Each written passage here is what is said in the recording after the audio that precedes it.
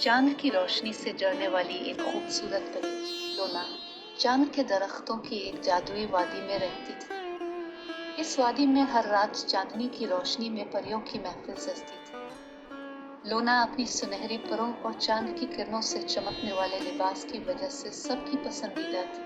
लेकिन लोना के दिल में हमेशा से ये ख्वाहिश थी कि वो जमीन पर जाए और वहाँ की दुनिया देखे। चांद की मलिका सेलिना ने इसे खबरदार किया था कि जमीन पर जाना आसान नहीं होगा क्योंकि वहाँ जादुई ताकतें कमजोर हो जाती हैं। मगर लोना की ख्वाहिश इतनी मजबूत थी कि मलिका ने बिलाखिर इसे इजाजत दे दी और एक जादुई सितारा इसके साथ भेजा जो इसकी रहनुमाई करे।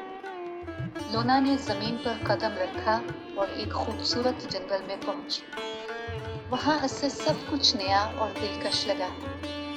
फूलों की खुशबू, परिंदों की चहचहाहट और दरख्तों की सरसब्जी ने उसका दिल मोह लिया। मगर उसकी मुलाकात एक छोटी लड़की आमना से हुई जो उदास थी।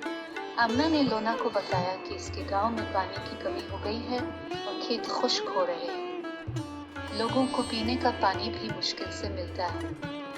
लोना ने अपनी जादुई ताकतों को आजमाने का फैसला किया और आमना की मदद करने का इरादा किया। लोना ने चांदनी रात में अपनी सुनहरी परों की चमक से जादुई मंत्र पढ़ा, मगर जमीन की कमजोर जादुई ताकतों की वजह से मंत्र काम नहीं कर सका। लोना परेशान हो गई, मगर उसने हिम्मत नहीं हारी। अगली रात लोना ने आमना और गांव के बच्चों को जमा किया और उन्हें एक कदीम जादुई कहानी सुनाई जिसमें बच्चों की मासूमियत और सच्चाई की ताकत से जादुई पानी की नहर पैदा हो जाती है।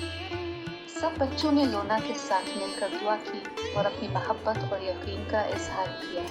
अचानक जमीन लरजने लगी और वहाँ एक जादुई चश्मा फूट पड़ा। पानी की नहर बहने लगी और गांव के खेत और बागात फिर से सरसब्ज हो गए। गांव के लोग खुशी से झूम उठे और लोना का शुक्रिया अदा किया।